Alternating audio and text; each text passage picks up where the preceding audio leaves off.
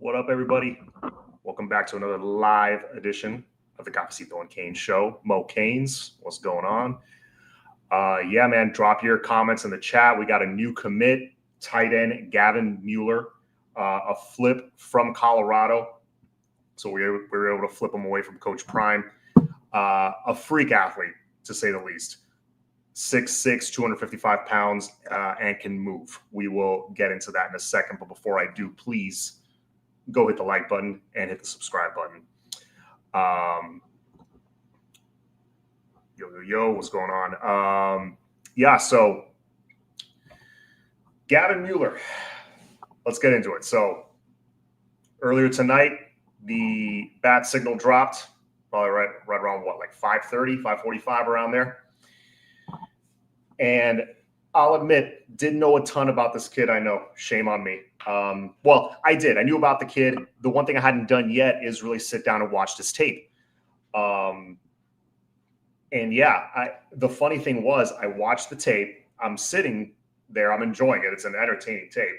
And it was the one of this regular season, weeks 1 through 9. And I'm watching it, and I had to double check that I was still watching Gavin Mueller's tape, because this dude is taking so many snaps at quarterback. And, you know, like as a Wildcat quarterback, I'm like, man, like, am I looking at the right kid? I look, Gavin Mueller, 2026. Yeah, this is the right kid. Dude, like 80% of the snaps in that tape, he's taking snaps at Wildcat and looks very nimble, has great feet. I mean, that's the basketball background. I believe he played basketball because this was his junior year was his first year playing high school football. So yeah, he comes in very raw, but has all the athleticism, checks all the boxes, size, strength. You know, he's got giddy up when he's in the open field. It's not just that he's trucking people over at 255 pounds, but he's also very elusive, which is interesting to see for such a young kid that's so big. Very elusive. Can when he hits top speed, it's impressive. He can move, and he just checks pretty much every box imaginable physically. And yeah, I've noticed more and more with these guys that are like defensive ends or safeties, tight ends, even offensive linemen in some cases, they're just the freak athlete of their team. They're like, hey, why don't we have him take direct snaps? Get the ball in his hands. Why not? Yeah, he definitely fits that build. Casey, I'm nervous with all these coaching openings that we won't be able to hold on to Heatherman. No way his name isn't being brought up. Oh, I agree. There's no way his name isn't being brought up. But I think Mario sees the value there, and he's going to try to keep him here at least one more year. Or at the very least, he sees the blueprint that works, and he's going to try to get somebody that's like at least a Heatherman light, you know, or somebody like that. We'll see. You know, we'll cross that bridge when we get to it. Hopefully we get Heatherman at least for one more year. That would be amazing. Gavin Mueller, isn't his competition really bad, though? I don't know a ton about his competition. All I can tell you is that what he does on the football field, Casey, is eye-popping. I don't care who he's doing it against. He looks very, very quick and agile and strong and very smart on that football field. Again, at 6'6", 255 pounds. To be able to have the kind of body control he has, also really impressive. So, yeah, great feet, has the giddy up when he hits full stride, very intelligent. They don't put you at Wildcat unless you understand the game. So that shows that he catches on quick. Again, it was only like his first year last year playing high school football. So this is an amazing pickup for many reasons. Number one, after losing Elijah Arroyo, and, you know, Elijah Lofton, albeit part of it due to injuries, you know, hasn't really lived up to the hype so far. You needed that freak athlete at tight end to add to that room. In addition to that, you do still have Luka Gilbert, who's, a bit unproven, but I like his upside. And you still do have Brock Schott. Love his upside because he's very twitchy, very fast as well for being a bigger kid, but he's not 6'6" big. He's not like this kid. So great ad, continues the trend of just getting bigger, stronger dudes than the other team. So definitely helps us there at the line of scrimmage. He's also a very good blocker, very willing blocker, and that'll improve even more with time. I will get to that, Casey, soon.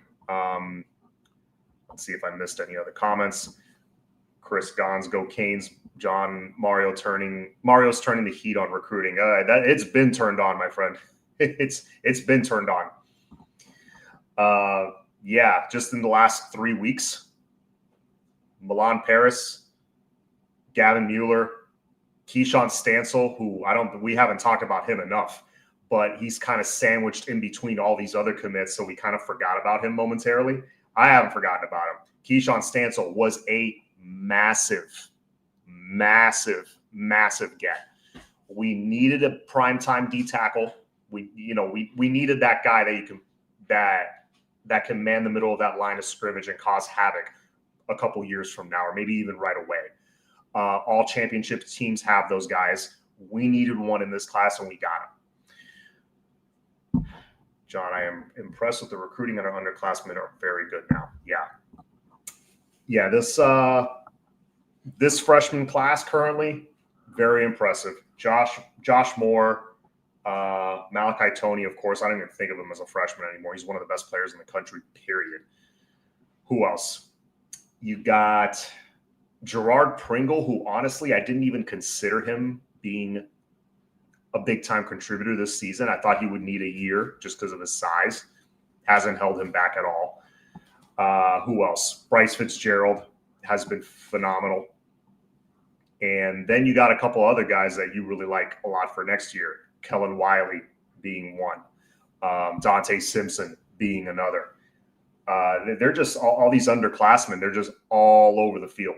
And that's why next year I'm feeling pretty. If we land the right guy quarterback, I'm feeling pretty good. That said, let's go into into the rumors that we heard earlier today. So earlier this morning, or early in the afternoon, I guess there was this article or something that dropped that Sam Leavitt could be looking to leave Arizona State. He is currently the Arizona State quarterback. If you're not too familiar with him, he had a pretty impressive redshirt freshman campaign last year. He is a sophomore now. He's in his third year collegiately, so he still has 2 years of eligibility left. Last year, I know stats require context, but as far as stats go, these are pretty good.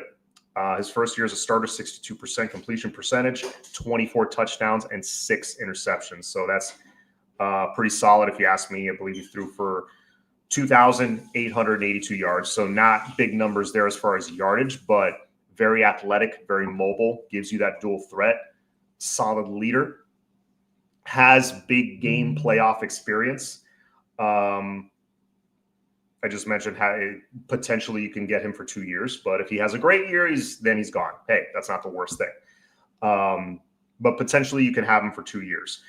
And he's got, in my opinion, first to second round type upside. Downsides, smaller guys, only 6'2", but that doesn't seem to hold him back. Also, will Shannon Dawson be here next year to coach him? Will it be a different guy? Will it be a different scheme? We don't know that. That's kind of a question mark. Or will him coming here maybe keep Dawson here one extra season? That would be cool. And, of course, the biggest downside risk with him is the injury. So earlier this year, Sam Leavitt injured his foot. It's a Liz Frank injury, basically meaning, there's some broken bones and ligaments and stuff. There's a lot of small, intricate bones in your foot and a lot of ligaments and stuff. So I'm no doctor, but it's a very delicate area to have breaks, to have bone breaks. So, the recovery, it takes a little bit of time. So in that scenario, they're confident that he'll come back fully healthy next year, and maybe he will. But you got to figure, look, we kind of rolled the dice a little bit with Carson. Yes, his injury wasn't as much of a dice roll. Brock Purdy had just gone through the same elbow reconstruction a year before. He's turned out fine. It turned out great for him. He had a quick recovery. Carson, same thing. But do you roll the dice twice and bring this kid in who has talent? I like his tape. This year so far, 61% completions, only 3 interceptions and 10 touchdown passes. And I believe he played 7 or 8 games. I'll tell you right now, even with the injury question, he's probably in my top 5. Some of the other guys being Malik Washington from Maryland, Sagapolotele if he hits the portal. I don't know if he'll stay at Cal. I'm sure his phone is blowing up constantly. Somebody like those guys. Sorsby from Cincinnati, but I think he's going to the NFL. Guys of that ilk. I think Sam Leavitt, is kind of in that group. Maybe not tier 1. I would put him tier 1 if not for the injury. It is a question mark. And it is a major injury, but he'll have time to recover. The fact that we could say we bring him in, hypothetically, the fact that we could go another spring without QB1, it's tough. I wouldn't want that. I'd like for us to go into the season with a QB that came in January, was with the team all through spring. By the end of spring, the offense is a well-oiled machine, and then in the fall camp, you're just cruising. And that led to having the number 1 offense in the country. That was in 2024. We had Cam, and day one, you knew this was he was the captain now. This was his ship, and it showed all the way through to late November. John, why isn't the FSU loss held against Bama? They are one of the worst teams in the ACC. Yeah, that's a good question. I don't have an answer for you, unfortunately. Let's see. When Alabama loses to Texas A&M in the SEC championship, the committee will still put 10-3 Bama over 10-2 Miami. Yeah, they will, because in the SEC, getting to the conference championship game and losing is not as bad as getting to the conference championship game in the ACC and losing. That they hold against you, but the other one they don't, which doesn't make sense. They're very hypocritical with this stuff. By the way, I'm not watching it at the moment, so please, when they announce, I think they're supposed to announce it tonight, the college football rankings. Hopefully we moved up a spot or 2. Let me know what it is. Title room is going to be filthy next year with Carver, Nichols, Scott, Mueller, and Lofton. Yeah. Especially if Lofton is healthy. I think a healthy Lofton, a little bit lighter, a little bit quicker, more explosive. People are going to see what we saw, in spring and in practice and all that. Did Pringle take Fletch's job at this point? He's definitely RB1 for right now. I think once Fletcher's back and fully healed, it would be 1A and 1B. It would be a Thunder and Lightning combo. That's a hell of a Thunder and Lightning combo. Kind of depends on the situation at that point. I think they're both right up there. I know Mario loves Fletcher. I love Fletcher. I'm a huge fan of his. I love the way he runs. They have very different styles, so it kind of depends. But I think they're pretty much starter A and starter B right now. That's where I would put them. But yeah, my whole thing about Sam Leavitt, would I be upset if we brought him in? I would not, because here's another good thing about making a decision soon. As soon as the season's over, you know who your guy is. You go after him and you go get him. That's the upside right there. You know who your quarterback is. That's a huge, huge advantage, because we missed out on a couple of wide receivers this past offseason because they did not know who the quarterback was going to be. We got Carson Beck a little bit late in the cycle. It was pretty close to spring. Some of us thought we may go into spring without a starting quarterback. That almost happened, but we landed him. But it was a little late in the process, a little late in the cycle. I'd like to go into the spring into the early off season already knowing who our guy is, because then wide receivers on the portal market know who our guy is. That's big. So you don't miss out on an Eric Singleton, on an Eric Rivers, on whoever else we were after, where there were a few other guys. Concepcion, I think he might have been another one that we didn't know who our quarterback was yet. But yeah, interesting development. Of course, an article dropped about 5-6 hours ago saying that the agent basically coming out and denying those reports that he's rumored to leave Arizona State. Okay, like the dollar signs will be big, my friend. So definitely, I think in this era of college football, a quarterback like him that's got some eligibility left, coming off an injury, there's going to be a market for him. There's going to be teams blowing up his phone. I'm sure it's happening right now. So might he stay at ASU? He could.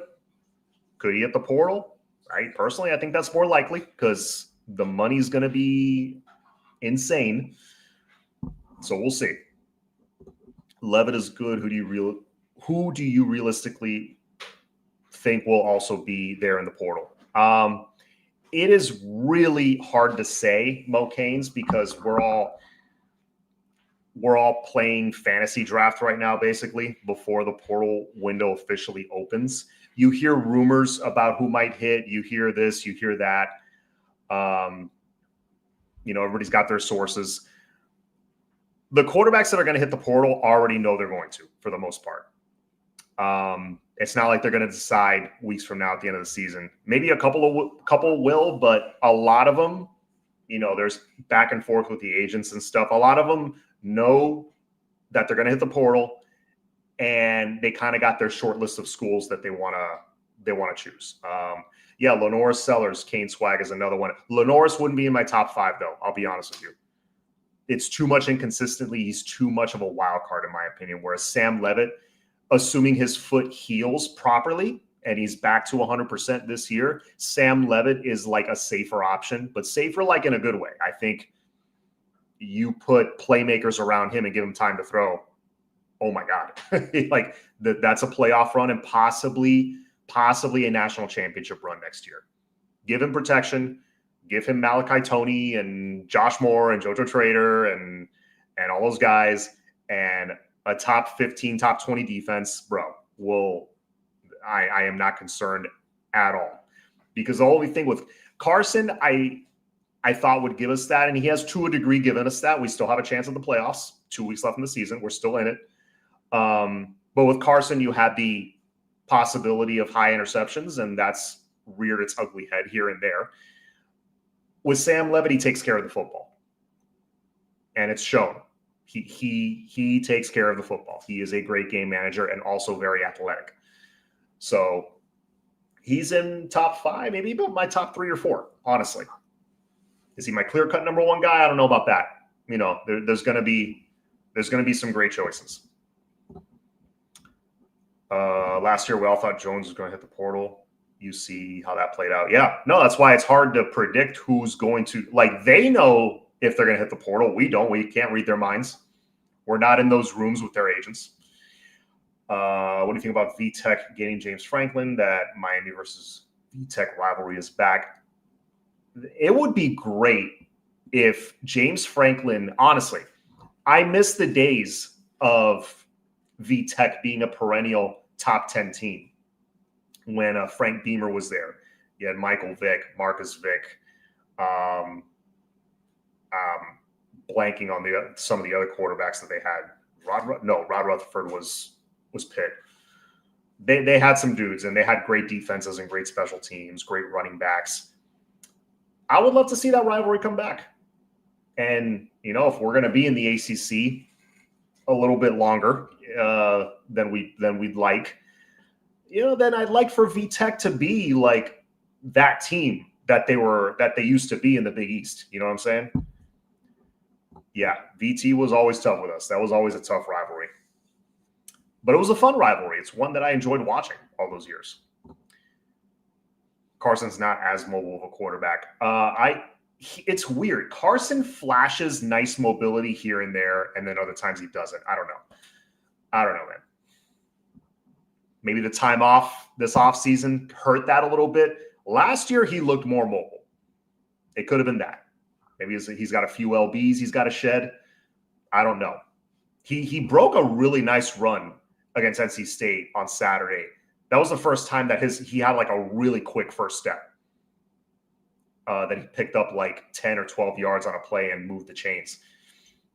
Carson can move a little bit, but Sam Leavitt, yeah, I think he's like another level of athlete even from Carson. And Carson's not a bad athlete at all. Let's see, I already answered that. Yeah, no, I'd like to see VTech hire James Franklin. That would be really cool.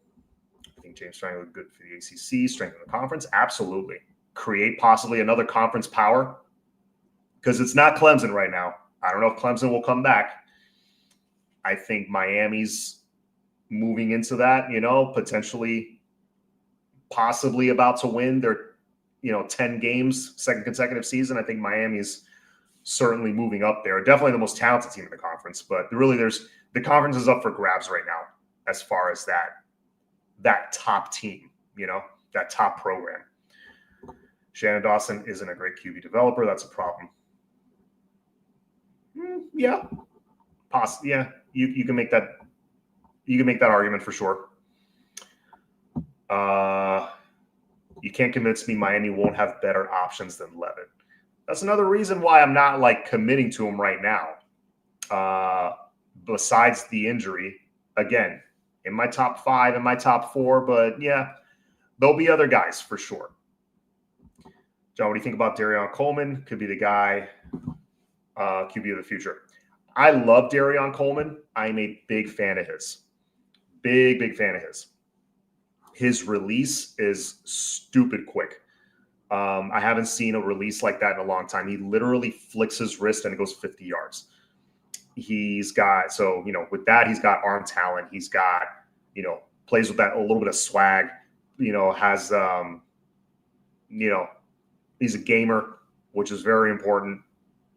Very mature, smart kid, good kid also, responsible. It just checks a lot of boxes for me as a quarterback, as a program leader. So only thing is he's on the smaller side.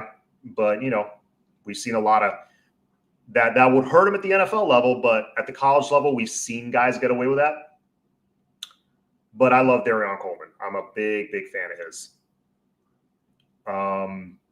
Mobile, quick feet.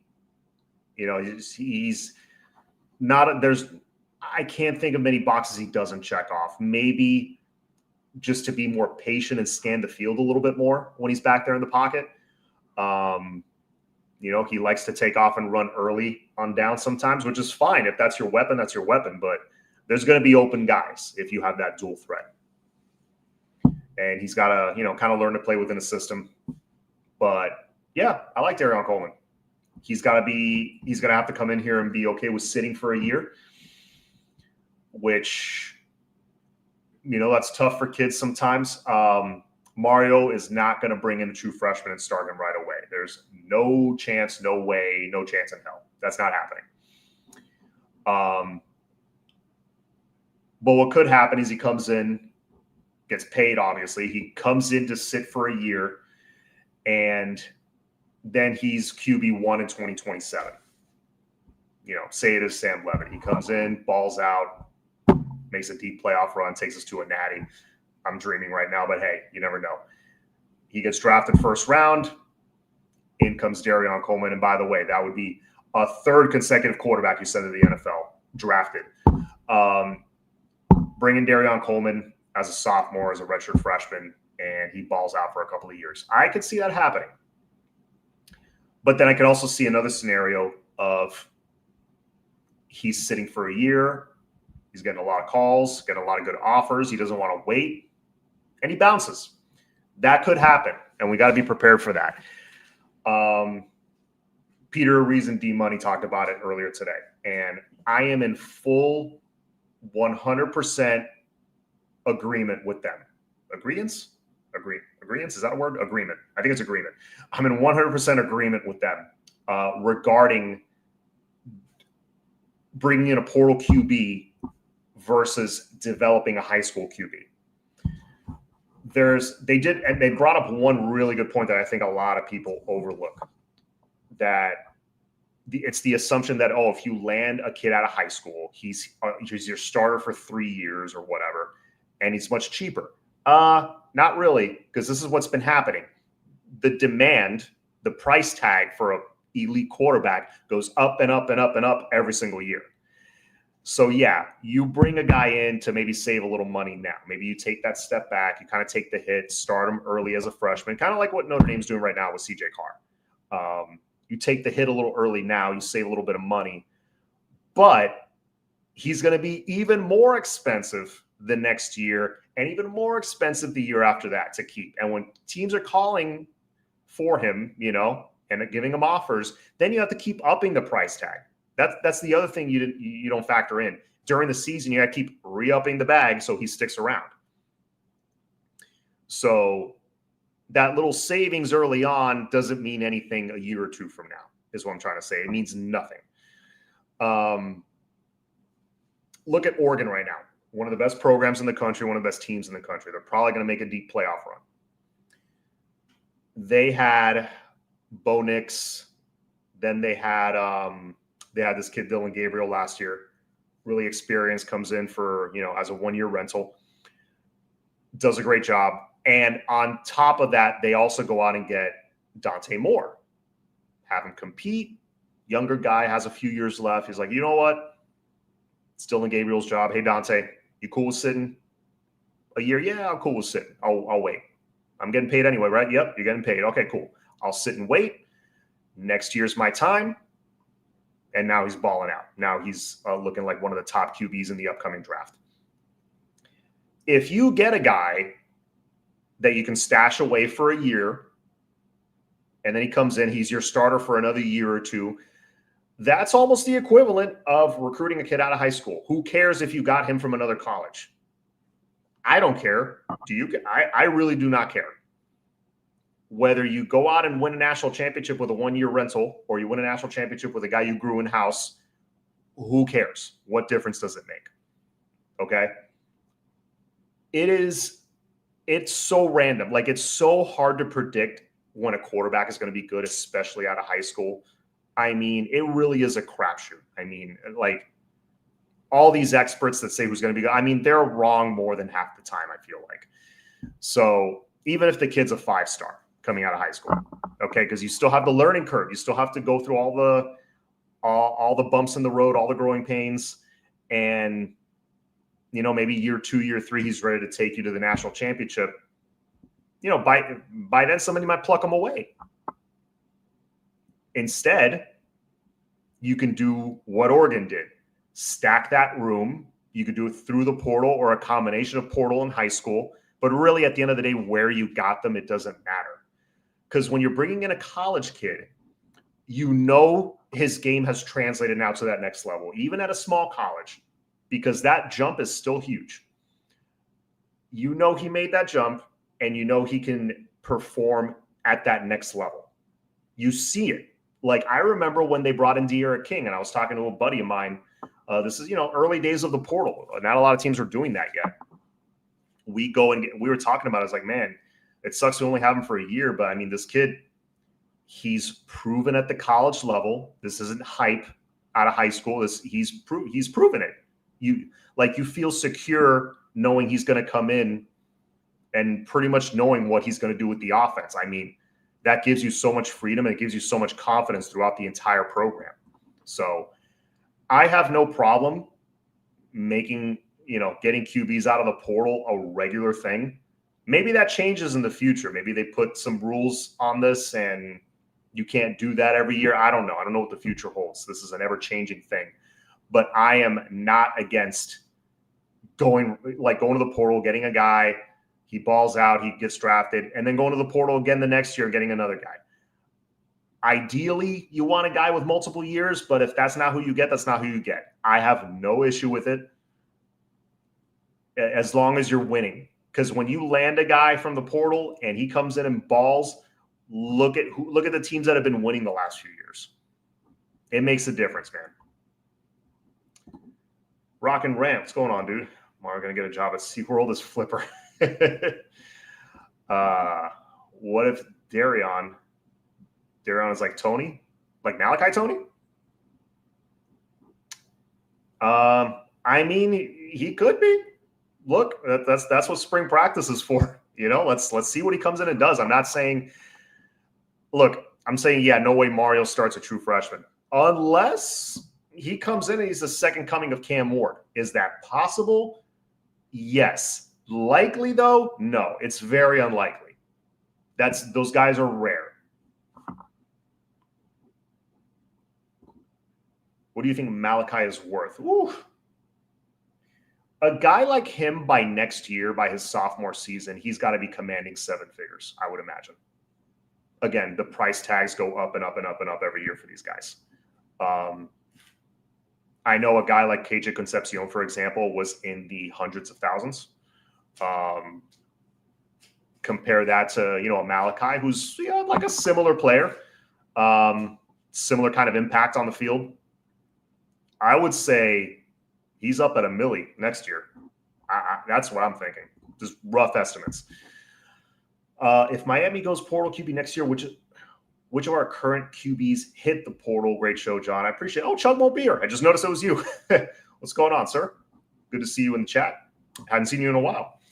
For those who don't know, Chug Beer has been a mainstay on a lot of the Kane shows for like years. So good to see you on here. If Miami, what was the question again? If Miami goes to QB, who hits the portal?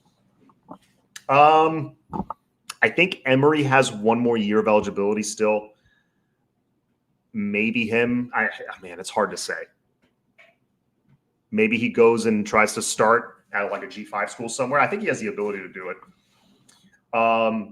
Coleman is a possibility to hit the portal. If we go and get – that could happen if we go and get like a Malik Washington who is playing as a true freshman right now. He comes in. He still has 3 years of eligibility left, theoretically.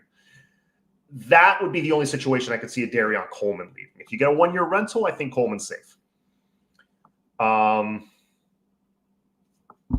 Yeah, that's how I'm seeing it. Judd, I mean, they're all possibilities, but Darion, the only way we lose him is if you get a guy that's like, you bring in a portal guy that's like here for the long haul. You Gold, I'm sure if Darion is like Tony, he will see the field. Yeah. No, if he's like that, like generational, yeah, he's going to see the field. I'm just saying those guys are few and far between. Yes, please hit that like button. Emory to FSU. He's from North Florida. Interesting. Although Emory's such a program guy, man, I have a hard time seeing him going to FSU, though. And if you go to FSU, really to be a backup, honestly. No, I think if Emory's going to leave, I thought he was going to leave last year, and he did. He stuck around, so he's very loyal. But if he leaves with 1 year left, it's going to be to start somewhere. Tony's worth every penny. Agreed. Luke. I knew I was forgetting somebody. Luke Nickel. Yeah, he's a possibility to leave too. Any of them can leave. Any of them. John, I gotta say the portal has been good to us since Manny Diaz was our coach, getting guys like Jalen Phillips, Tyreek Stevenson, now Mario. Yeah. Manny worked the portal like a pro. I gotta give him his props. I gotta give him credit when credit's due. Jalen Phillips was a portal guy. Although, was he Manny or was he technically Ricked? I think he was Manny's like first year, first cycle.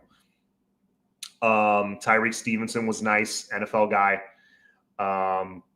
Who was the other D? Quincy Roche. Quincy Roche was an excellent D end. Unfortunately, we couldn't have that D end room of Roche, Rousseau, and Phillips that one COVID year. Man, that would have been nice. Yeah, the portal's been good to us, and it's going to continue being good to us because we got this. That's why I'm not concerned about dipping into the portal next year or the year after that again if we need to.